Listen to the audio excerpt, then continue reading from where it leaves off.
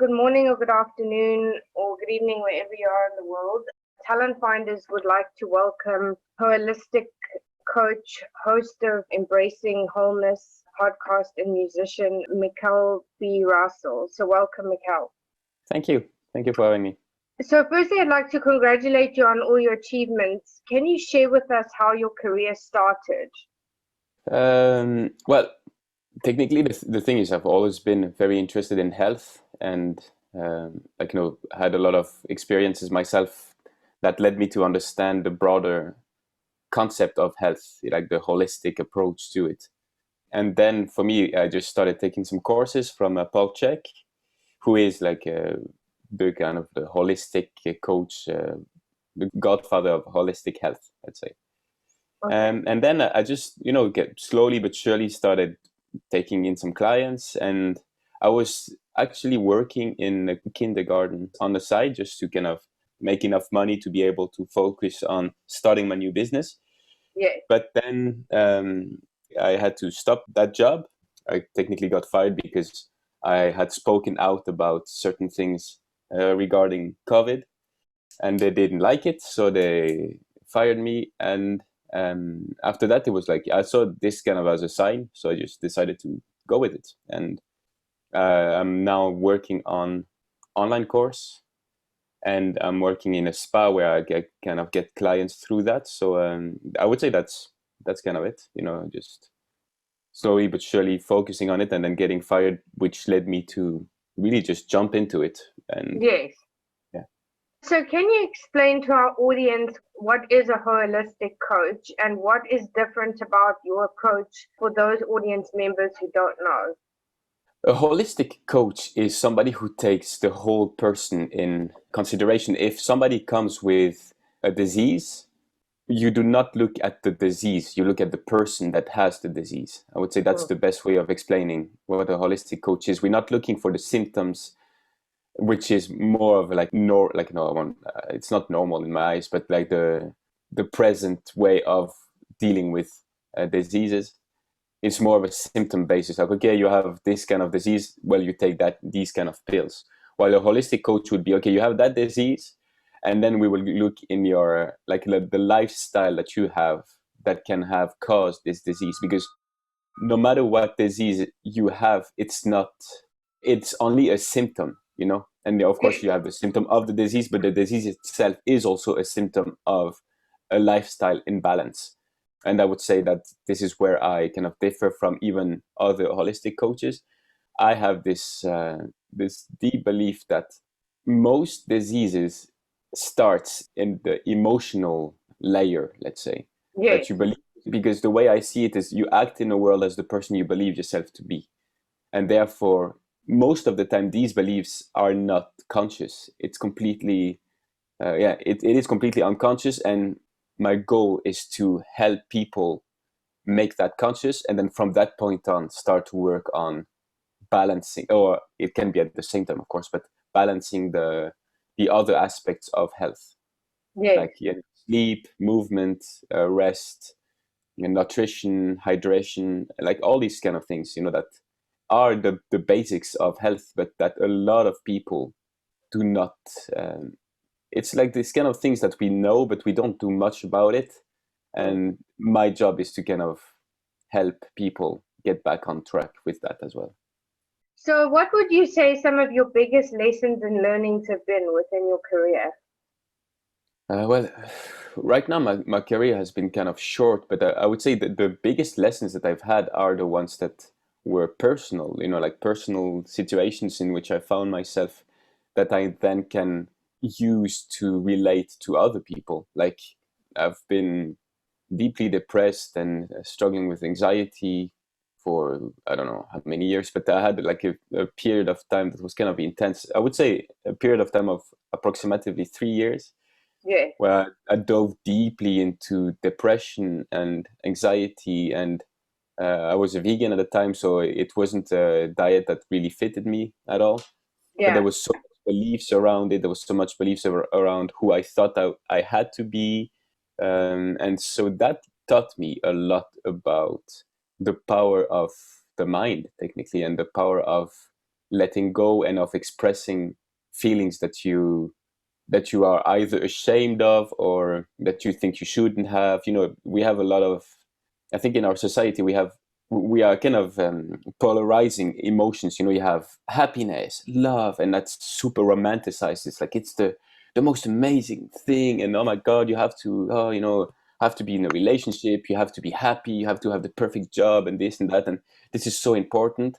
And then you have the other side of the coin, which is anger, jealousy, depression, anxiety, sadness, and these are frowned upon by a lot of people. Even if now it's kind of coming up more and more, or coming out more and more, there is still a big taboo on it, and for me that shows, it makes sense that we are where we are today when you see the level of repression of very natural feelings. So Yeah. for me, I saw that in myself, and what was the liberation, let's say, from depression and from anxiety was the acceptance of myself as a flawed person, not as this perfect being that I was trying to be, but to have to be able to say, okay, I have all these quote unquote bad feelings like jealousy, lust, anger, sadness, and that's just a fact. It's a matter of fact. It's not neither good nor bad. It's just I have them. That's it.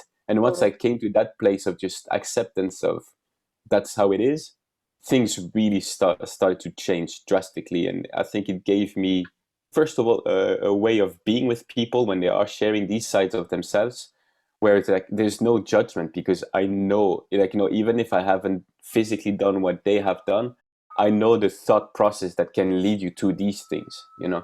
And because I have had them, and therefore there's like, who am I to judge anyone? And Yeah. also because, just again, I guess I've become a factual, emotional person, in the sense like I'm very factual about emotions, where like you have this emotion, that's it, that's all we need to know. There is no need for judgment.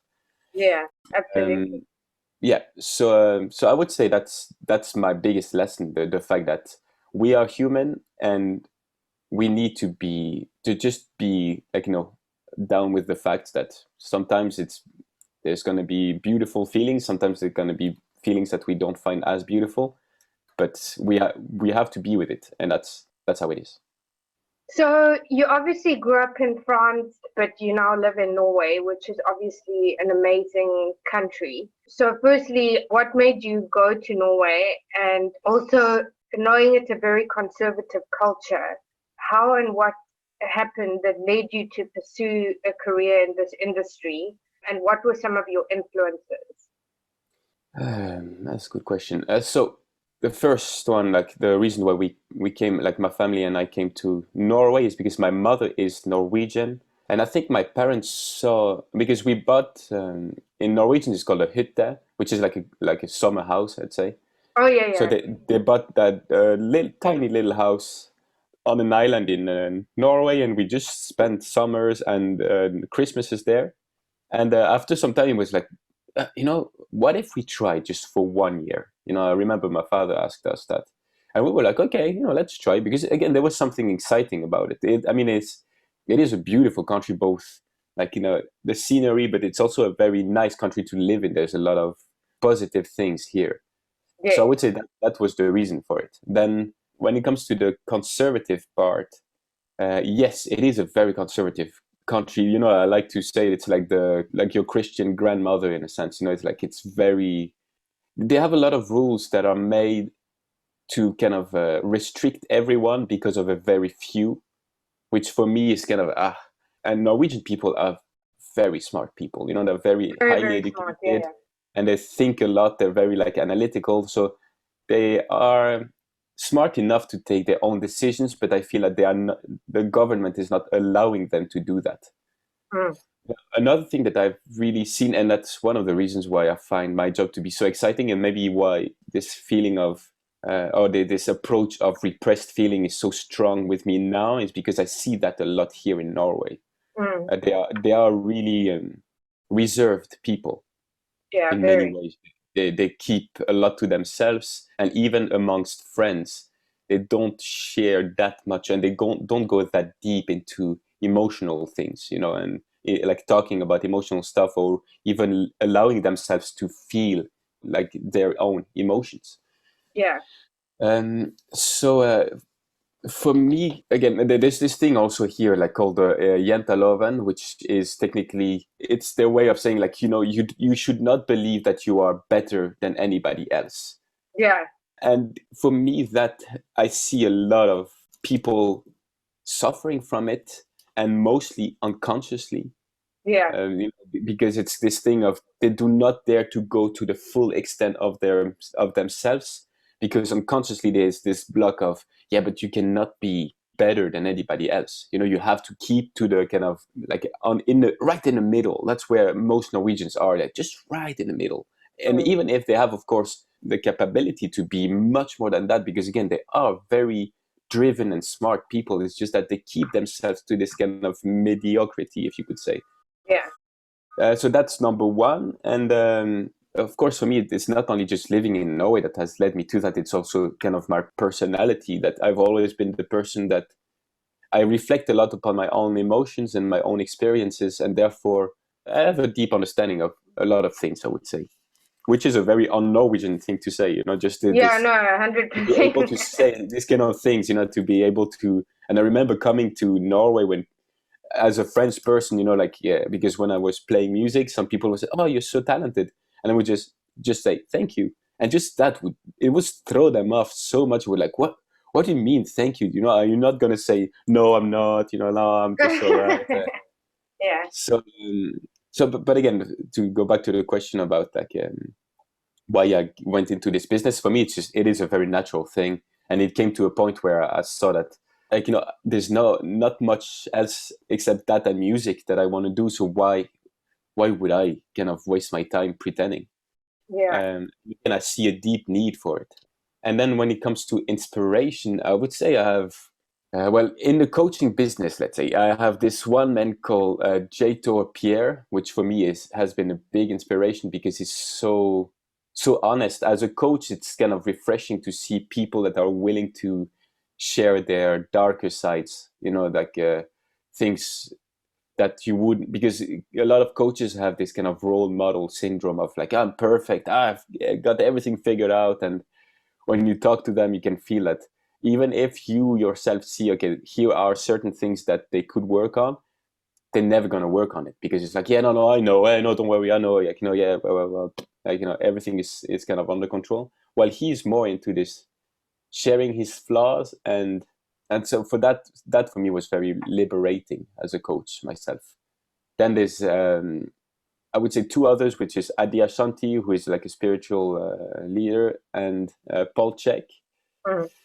But I would say the biggest inspiration is actually my girlfriend, because she's challenged me a lot, but she's also opened me up to myself, like it kind of allowed me to explore myself, and that she showed me, I think she is one of the person that really has showed me what it means to hold space for another person and to Yeah. love a person unconditionally. To see, okay, I see that what you're going through isn't something that, like, I think that if she could have a choice, she wouldn't go through a lot of the things that we've gone through, but she did, and she still loves me, and she still is holding space for me. And for me, that is the biggest inspiration that anybody can get. Yeah, so I would say she actually has been the biggest inspiration for me. Amazing. So you're also a musician. Was this something you always been interested in, or was it over a period of time? And can you share with us more about this?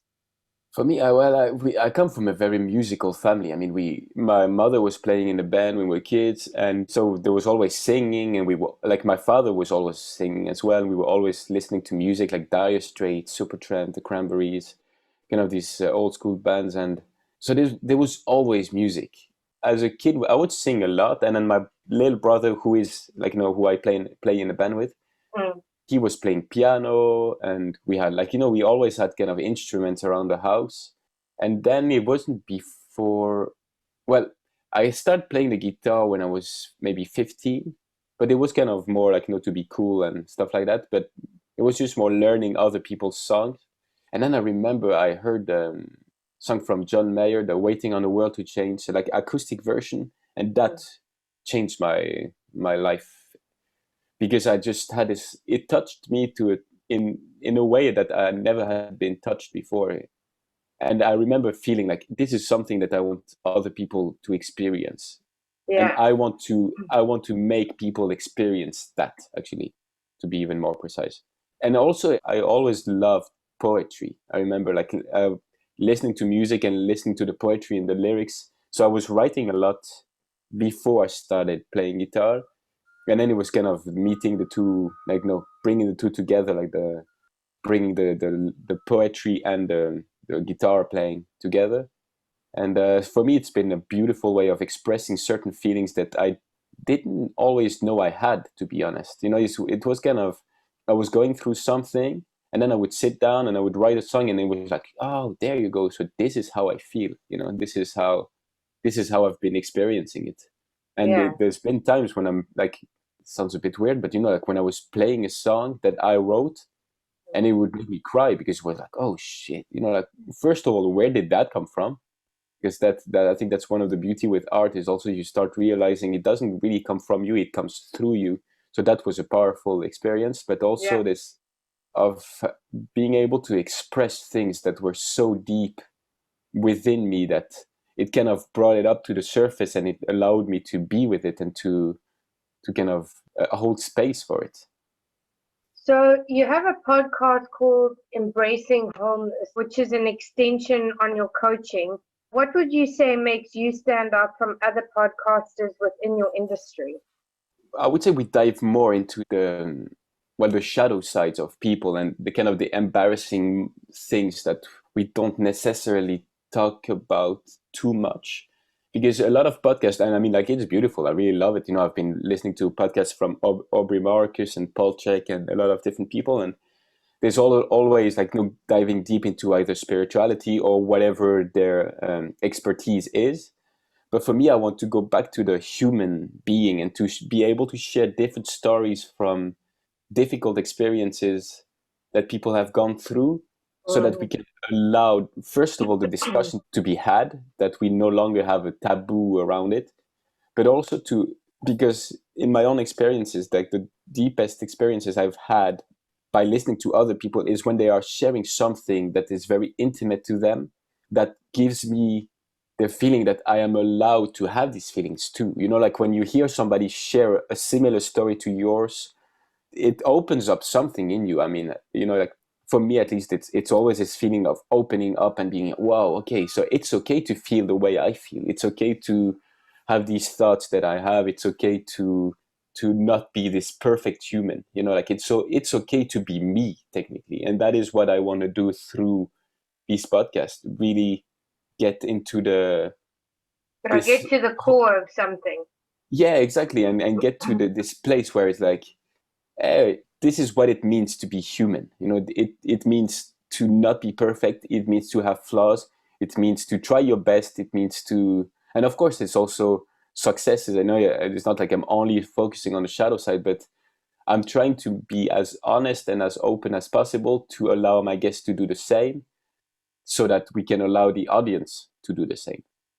You have a very different approach in your coaching, not only focused on mental health, but very specific key focuses.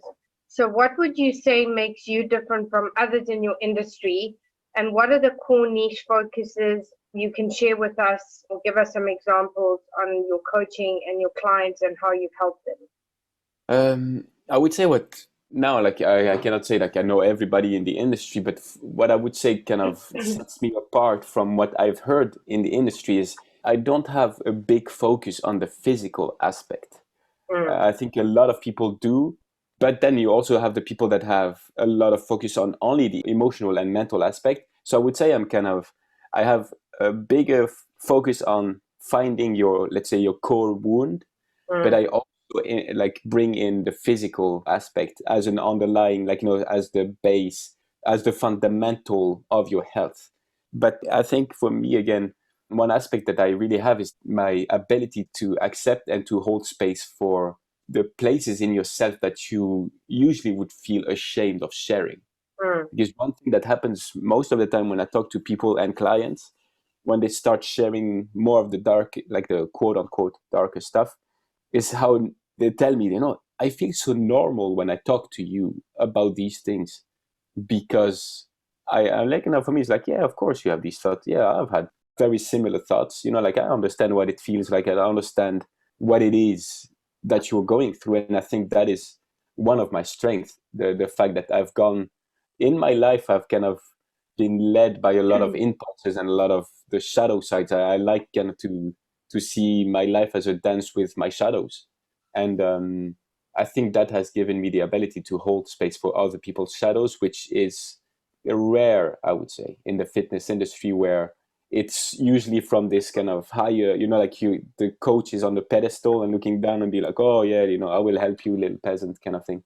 Like now, of course, it's an exaggeration of the reality, but for me, I think I'm willing to go with that person to the darkest of their own space, to be able to shed light onto it and to not feel shame for it. So what would you say some of your biggest career highlights have been so far?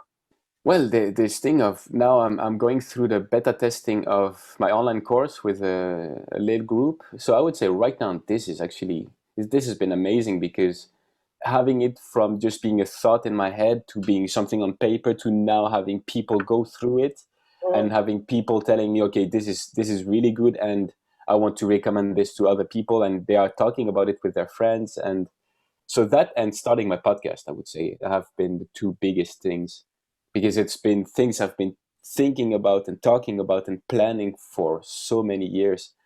And now to have it outside, like, out in the vortex, let's say, and having people respond to it and getting feedbacks on it from people saying, okay, wow, this is really changing me, and having even people in the industry that I really respect telling me that this is good for me, that is a big highlight for me. Yeah.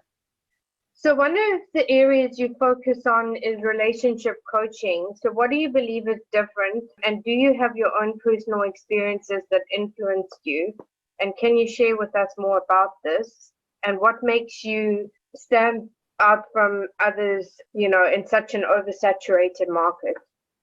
Now, I cannot say that I've seen too much from I heard or listened too much from other people when it comes to relationships, but my approach to it is a very open one, let's say. I see relationships is, in my eyes, the strongest and the most potent spiritual practice that we in our society can have. Because, like a lot of people say, yeah, but you can work on yourself by yourself. But yes, you can, but it will never have the potency of what you can achieve with being with someone else.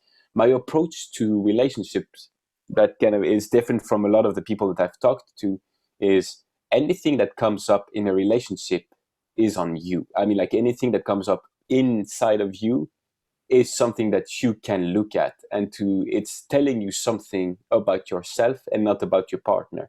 Like if you're saying, my partner doesn't care about me, or my partner is talking to me in a way, like, of course, it's not like saying, let people talk to you like shit, that's not my point, but it's more, look at what it is telling you about yourself. Because in a lot of situations, we tend to put the blame on the other person so that we don't have to look at ourselves. And so for me, it's like, what is the message that is being brought to you, and what are you repressing? So I have a very, very honest relationship with my girlfriend, and we are very, very open, to the point where sometimes it is painful, but it is, for me, I wouldn't have it any other way. Of course, I don't want to hurt her, or I don't want our relationship to be painful, but at the same time, I'm very, very honest with, like, if there is something that needs to be said, then say it. If there is something that, just I'm going to use an example of open relationships. For example, a lot of people I think, would want to be in one, but they do not dare to go there because a lot of different things. And I think through relationships, we are holding ourselves back from experiencing life to the fullest, like, allowing yourself to fall in love with the whole world, let's say. And that is something that I find very important, that if you are in a relationship, you are still you. You shouldn't have to transform yourself or to fit yourself into this box of whatever the other person wants. You need to find kind of this middle line, where you're just kind of walking on this thin line of who you are. And Mm. it is a muddy process, but it is a process that is worth much more than anything that this illusion of safety that relationship can give you. So I would say for me, I have this approach that might be other people's approach, that you need to find yourself in relationship. The best kind of relationship is the ones where you can give the other person enough space to be themselves, 100% themselves, and all the space they need to explore themselves, but at the same time enough space, and of course for yourself, that counts also, that give yourself enough space to explore yourself, but also to give kind of this bedrock of this stable ground that they can come back to share whatever they found in their exploration. So I think, again, that's my approach. I don't know if it's the unique approach or if Yeah, if well, a I lot. mean, it obviously, you obviously serve, a lot of people, and it's good that people, because I don't necessarily know that everybody knows about these, this type of coaching. So, Mm. so what would you say some of the most common threads you've seen within your clients that you serve? So, like, what are the most common traits that you Mm. see throughout your clients? Like, is there a pattern, or is it just like different for each person? Well, I would say there are certain similarities. I would say the main similarities that I see are repressed emotions. That there is a certain aspect of themselves, like there's like this is who I am. Like I am strong. I'm insecure. I have this, I have that. So they create a personality around thoughts and emotions, technically, and they say this is me. But then there's a whole other aspect, like expressing anger, or like there's usually a part of themselves that they cling onto and a part of themselves that they repress. That, I would say, is the main pattern that I see. And for me, usually what they repress is the thing they most need to look at to be healthy again. Mm. So that and maybe kind of a fear of this fear of not being loved or accepted if they go into that place within themselves. Yes. So that leads me to the last two questions. So, what are the three key pieces of advice you would give to those looking to pursue a career in this holistic and music space? And what legacy would you like to leave, or how would you like to be remembered? Okay, so when it comes to coaching, I would say first of all, be willing to look at all the pieces of yourself and never believe that you are finished. Let's say that you are okay, now I've got to the point where like this I know everything now, because there is no such thing as knowing. There's Mm. only there's only understanding what is here and now.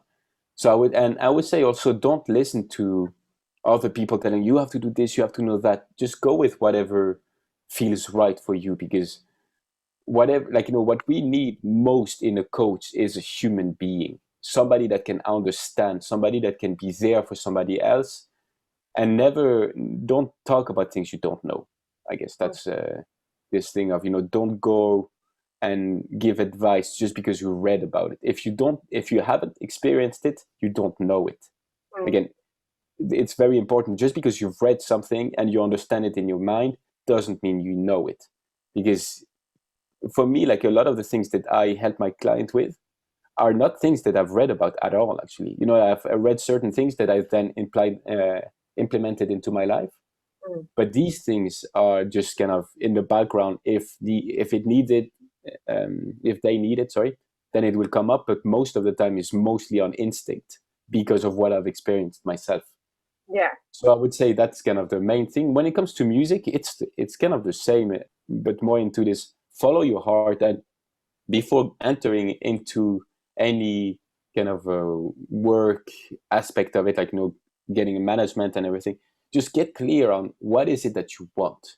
Because once you get other people around you, everybody has an opinion. Yeah. Everybody has like, oh, this is a good song, or this is not a good song, oh, you should do it like this, or no, you should look like that.